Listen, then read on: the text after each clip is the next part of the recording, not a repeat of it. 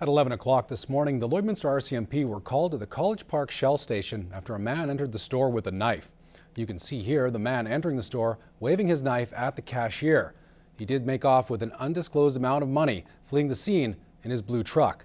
The cashier was unharmed. No injuries were sustained. The cashier was shaken up. However, fortunately, he was not hurt. The suspect is still at large and is described as being slim-build, 5'10" with a light complexion. If you have any information, please contact the Lloydminster RCMP or Crime Stoppers. Last week, Newcap brought you the story of a hunting guide who was accidentally shot while hunting near Moose Country, 65 kilometers south of Meadow Lake. After completing their investigation, RCMP have laid a trio of charges against the American hunter Alan Guskind, age 72, from Staten Island, New York. He's facing 1 count each of careless use of a firearm, criminal negligence causing harm, and the discharge or handling of a firearm in a careless manner. Guskind was released on $15,000 sureties and is scheduled to return to Meadow Lake to face the charges in April 2012. The victim is expected to make a full recovery. RCMP want to remind you that if you venture out into the woods this hunting season, please be extra careful, wear high visibility clothing, and be aware of your surroundings. One man is dead following a single vehicle rollover in the MD of Bonnyville near the intersection of Township Road 631 and Rural Route 450. Peter William Costician from Bonnyville sustained fatal injuries after being partially ejected from the vehicle as it rolled through the ditch. Police are still investigating and alcohol is not believed to be a factor. However, they would like to remind everyone to be careful when traveling as road and weather conditions can change without warning. Police are also stressing the importance of mandatory seatbelt use. A small donation from Devon, Canada is making a big difference at the Iron River School. As Clayton Brown explains, the $6,000 donation may not seem like that much, but it's giving the students an opportunity that many other schools don't offer. The Iron River School only has 82 students enrolled from kindergarten to grade 9, but it's taking advantage of its small size and offering a new approach to its art program. We can provide that very small group one-on-one opportunities with local artists. So part of the benefit of being a small school is having some of those opportunities.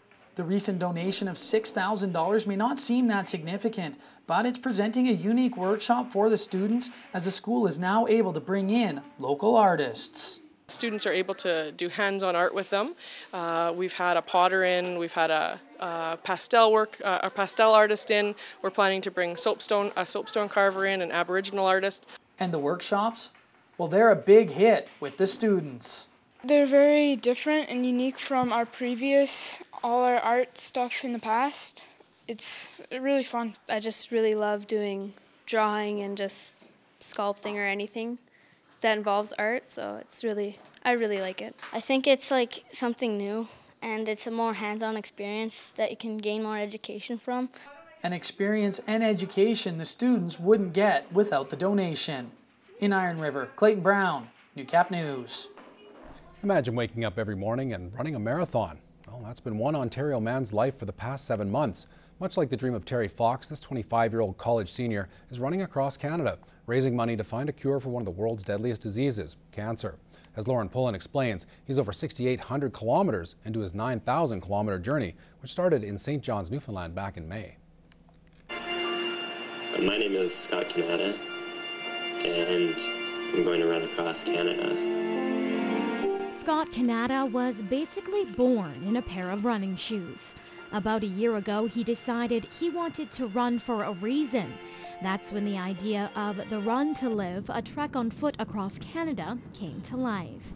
My mom's actually a cancer survivor, and so she's a big inspiration for me out here. I try to talk to her every couple of days, and my paternal grandfather actually passed away from cancer, a couple of forms, a few years back, and that really hit our family hard. Scott has the support of his crew every step of the way, including his 10-year girlfriend, Megan. When he said he was running across the country, I thought he was a little crazy at first, but it makes sense. Cancer affects everyone. Everyone has their story. Though many still think running over 40K daily is crazy, since his trek began May 1st, Scott has had to deal with weather ranging from plus 44 to minus 30.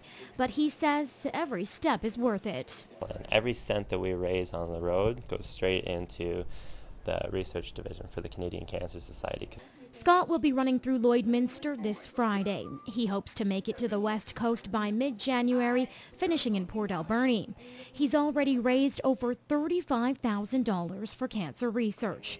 And as for how he'll get home to Ontario when his journey is complete, we're going to drive back slowly, and I'm not running back. Lots of people like to make that joke. if you want to support Scott's cause, you can donate online at the address on your screen. Or just stop him on the highway during his daily grind, and he'll take your donation right then and there. Lauren Pullen, Newcap News. There's no question that access to cutting-edge technology in school will produce better graduates, and after the break, we'll see that Lakeland College students will now have access to a new computer system that very few others do.